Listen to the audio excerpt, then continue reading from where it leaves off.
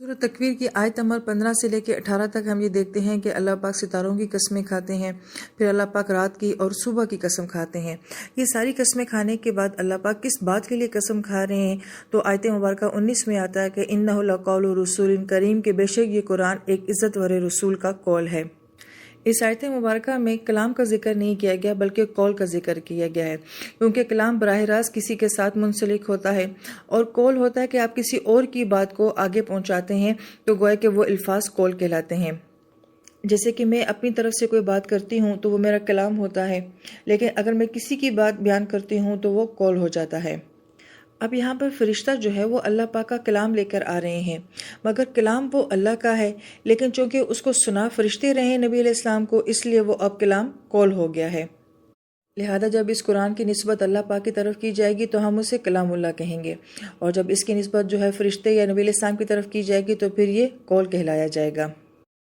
اس ساری تمہید کو بیان کرنے کا مقصد یہ ہے کہ ہمارے پاس جو علم بھی موجود ہے، یا ہمیں وہ قرآن سے ملتا ہے یا ہمیں وہ حدیث مبارکہ سے ملتا ہے، اور ہم یہ دیکھتے ہیں کہ حدیث مبارکہ کو تب ہمارے محدثین کرام قبول کرتے ہیں جب وہ دیکھتے ہیں کہ حدیث کو بیان کرنے والے جو راوی ہیں کیا ان کا سلسلہ اکابرین کے ساتھ مل رہا ہے، اور اکابرین سے ہوتا ہوا صحابہ کرام، اور صحابہ کرام سے ہوتا ہوا نبی علیہ السلام سے ثابت ہو رہا ہے۔ اس کو سند کہا جاتا ہے۔ جب محدثین کرام کسی حدیث کی سند سے مطمئن ہو جاتے ہیں تو پھر اس حدیث کو قبول کرتے ہیں۔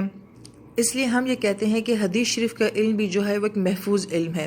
لیکن جب قرآن پاک کی بات آتی ہے تو مفسرین کرام یہ فرماتے ہیں کہ گویا کہ یہاں پہ بھی قرآن کی سند کو بیان کیا جا رہا ہے کہ وہ قرآن جو ہم نے نبی علیہ السلام سے سنا، آپ کو کس نے سنایا؟ جبرائیل امین نے سنایا، اور جبرائیل امین کو کس نے سنایا؟ تو اللہ پاک نے ان کو یہ اپنا قرآن سنایا۔ تو گویا کہ قرآن کی سند کتنی خوبصورت، کتنی متصل اور کتنی بھرپور ہے، تو یہ کلام کتنا یقینی کلام ہے۔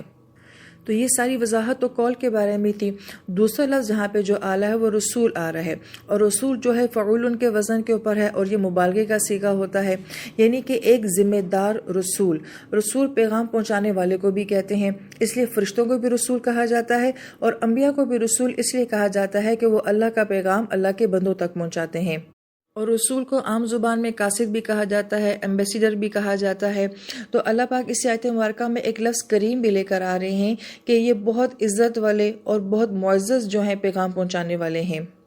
اس آیت مبارکہ میں بھی جبرائیل امین کی جو ہے وہ تعریف کی جا رہی ہے، اور ایک طرح سے ان کو گویا کہ ڈیفینڈ بھی کیا جا رہا ہے، کیونکہ ہم یہ دیکھتے تھے کافروں کا رویہ جبرائیل امین کے بارے میں یہ تھا کہ وہ شدید ان سے نفرت کرتے تھے کہ یہ ان کی طرف نسبت کی جاتی ہے کہ وہ قرآن لے کر آتے ہیں، بلکہ جبرائیل امین کو یہ اپنا دشمن بھی سمجھا کرتے تھے۔ تو گویا کہ اللہ پاک ان کا یہاں پہ دفاع فرما رہے ہیں کہ وہ بہت عزت والے قاصد ہیں۔ اور پھر اگلی آیت مبارکہ میں جو ان کی خوبیاں بتائی جا رہی ہیں ان میں سے پہلی خوبی یہ ہے کہ ذی قوتٍ، کہ وہ جو قاصد اور رسول ہیں یعنی کہ جبرائیل امین وہ بہت قوت والے ہیں۔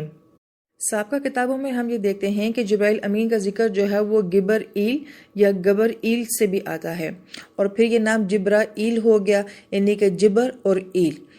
اور جبر عربی زبان میں مخلوق کو کہا جاتا ہے، اور ایل سے مراد خدا ہے۔ تو اس کا ترجمہ بنا کہ اللہ تعالیٰ کی طاقت۔ تو گویا کہ یہ نام اپنی ذات میں ہی جو ہے ایک قوت کا معنی لیے ہوئے ہے۔ اب سوال یہ پیدا ہوتا ہے کہ سابقہ کتابوں میں جبرائیل امین کا جو نام لیا جا رہا ہے اس کا معنی بھی ہوتا ہے قوت، اور قرآن بھی ان کو ذی قوت کہہ رہا ہے۔ تو یہ کیسے ممکن ہے کہ سابقہ کتاب میں بھی وہی معنی ہے اور اس کتاب میں بھی وہی معنی ہے؟ تو اس کا جواب بہت ہی سادہ اور آسان یہ ہے کہ سابقہ کتابیں بھی الہامی تھیں اور قرآن بھی اللہ رب العزت کی کتاب ہے، لہٰذا یہ بات ہمارے لیے تو شاید اتنی اپیلنگ نہ ہو، مگر وہ کفار جو کہ قرآن کو اللہ پاک کی کتاب نہیں مانتے، قرآن کو کلام الہی نہیں مانتے، ان کے لیے یہ ایک بہت بڑی دلیل ہے، اور یہ بات ثابت ہوتی ہے کہ یہ کلام رسول اللہ صلی اللہ علیہ وآلہ وسلم کا نہیں بلکہ اللہ تعالیٰ کا ہے۔ پھر ذی قوت میں جبرائیل امین کی طاقت اس طرح سے بھی ثابت ہے کہ شیاطین جو ہیں وہ آسمانوں پہ جاتے ہیں خبریں سننے کے لیے، تو ان کو وہاں پہ شہاب ثاقب کا سامنا کرنا پڑتا ہے، لیکن جو قرآن پاک جبرائیل امین نبی علیہ السلام کے پاس لے کر آتے ہیں وہ ایسا کلام ہے اور اتنی حفاظت میں وہ آتا ہے کہ اس خبر کو کوئی چرا نہیں سکتا، کوئی سن نہیں سکتا۔ اور جیسے کہ مفسرین کرام فرماتے ہیں کہ قرآن جب آسمان سے زمین پہ نازل کیا جاتا تھا تو فرشتوں کے انتہائی پہرے میں نازل کیا جاتا تھا، اور آس پاس ایک کثیر تعداد ہوتی تھی، اور جب وہ قرآن نبی علیہ السلام کے دل مبارک پہ نازل ہو جاتا تھا تو اس کے بعد فرشتے آسمانوں پہ جایا کرتے تھے۔ تو گویا کہ جبرائیل امین کی قوت کو آسمانوں میں ایسے شیاطین چیلنج نہیں کر سکتے۔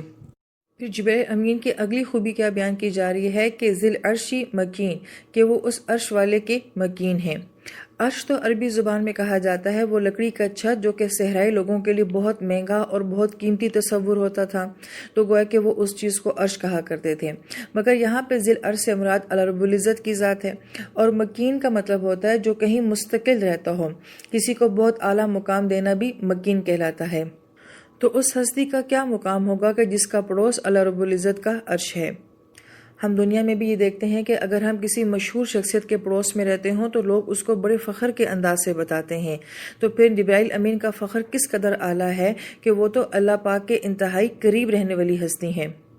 پھر آیت نمبر 21 میں آپ کی یہ خوبی بیان کی جاتی ہے کہ آپ مطاعن ہیں، مطاعن کہ جس کی اطاعت کی جائے، یعنی کہ جبرائیل امین کا آسمان میں یہ مقام ہے کہ وہ فرشتوں کے سردار ہیں، اور فرشتوں کو جو حکم وہ دیتے ہیں تو ان کی بات وہاں پہ مانی جاتی ہے۔ ثم اور پھر امین، اور اگلی خوبی آپ کی یہ بیان کی گئی کہ آپ امین یعنی کہ امانت دار ہیں۔ کسی بھی قاصد کے لیے سب سے اہم بات یہ ہوتی ہے کہ وہ آپ کے راز اور آپ کی بات کو صحیح طریقے سے آگے پہنچانے والا ہو۔ مثلا اگر بات میں جھوٹ نہ بھی بولا جائے، اگر ذرا سی بھی تبدیلی کر دی جائے تو آپ کی بات ناقص انداز میں آگے پہنچتی ہے۔ جیسے کہ اگر میں کسی بات کے بارے میں یہ کہوں کہ یہ مجھے قابل قبول ہے، لیکن میرا قاصد آگے جا کے یہ بات پہنچائے کہ وہ کہہ رہی ہیں کہ یہ تو زبردست اور بہترین ہے، تو اتنی سی بات کی تبدیلی بھی جو ہے گویا کہ وہ خیانت ہوتی ہے۔ تو جبرائیل امین کے بارے میں کہا جا رہا ہے کہ اس سے بڑا اور کیا کام ہو سکتا تھا کہ آپ کی ذمہ داری تھی کہ قرآن نبی علیہ السلام تک پہنچانا ہے، تو ظاہری بات ہے اس میں امانتداری کا معیار بھی جو ہے وہ بہت اعلیٰ درجے کا ہونا چاہیے تھا۔ تو گویا کہ اللہ پاک یہ گواہی دے رہے ہیں کہ جو ہمارا قاصد ہے وہ بہت ہی امانت دار ہے۔ تو جس قاصد کے بارے میں اس کا مالک کہہ دے کہ وہ امانت دار ہے، تو پھر اس کی امانت داری کس معیار کی ہے؟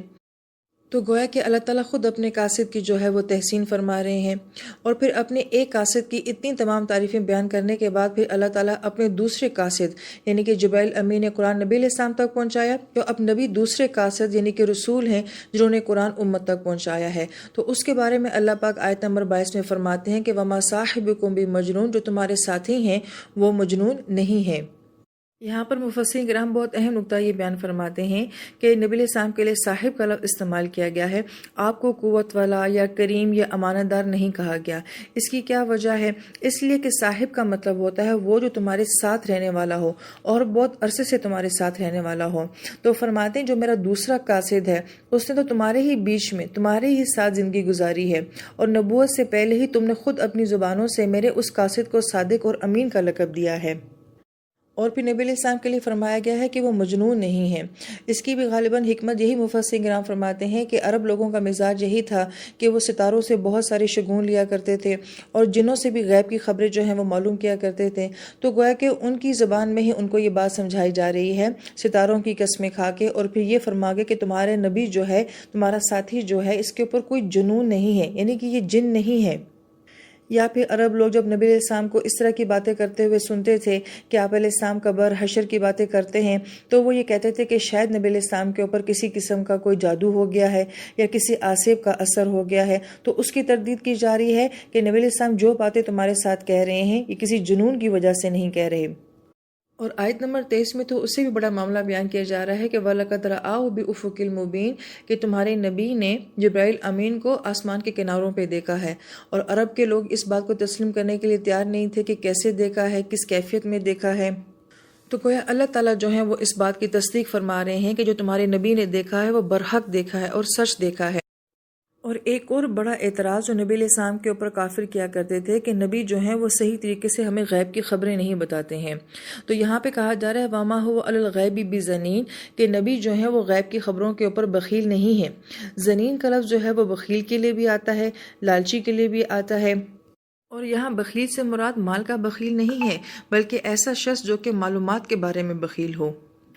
ضنین کی وضاحت بعض مفسرین کرام نے یوں بھی کی ہے کہ کسی چیز کو روک لینا ضنین کہلاتا ہے۔ جیسے کوئی انسان کسی کو کوئی بات بتاتا ہے تو وہ ساری باتیں نہیں بتاتا، آدھی باتیں بتا کے آدھی باتیں وہ چھپا لیتا ہے۔ یا پھر لوگ جیسے ہوتے ہیں کہ اپنا ریسورس آف انکم نہیں بتاتے یا ریسورس آف نالج نہیں بتاتے کہ ہم کہاں سے یہ ساری باتیں لے رہے ہیں، تو کسی ایک آدھ بات کو چھپا کے یہ بات کہی جاتی ہے کہ یہ ہمارے سیکرٹس ہیں۔ اور اس کو یوں بھی بیان کیا جا سکتا ہے کہ کسی کو اتنی بات بتانا کہ اس کا تجسس جو ہے وہ ختم نہ ہو، بلکہ اس کے اندر تجسس باقی رہ جائے۔ اس کی مثال یوں سمجھ لیجیے جیسے کہ ہم ڈرامہ دیکھتے ہیں تو وہ اس کی ایپیسوڈ کی جھلکیاں پہلے دکھانا شروع کر دیتے ہیں، یا فلم کا ٹریلر دکھایا جاتا ہے تو انسان کا تجسس بڑھتا ہے کہ اب اگلی ایپیسوڈ میں کیا ہونے والا ہے، یا اس فلم کے ٹریلر میں یہی سب کچھ نظر آ رہا ہے تو پھر فلم کے اندر کیا ہوگا۔ تو گویا کہ اس طرح کا نامکمل علم کسی کو دینا وہ بھی ظنین کہلاتا ہے۔ تو اللہ پاک یہاں پہ اس بات کی تصدیق کر رہے ہیں کہ ایک کے بعد ایک صورت آتی ہے، ایک کے بعد ایک آیت آتی ہے، نبی تمہیں جنت بھی سناتے ہیں، تمہیں جہنم بھی سناتے ہیں، قبر اور حشر کے حالات بھی بتاتے ہیں، تو یہ ظنین انسان ایسا نہیں کر سکتا۔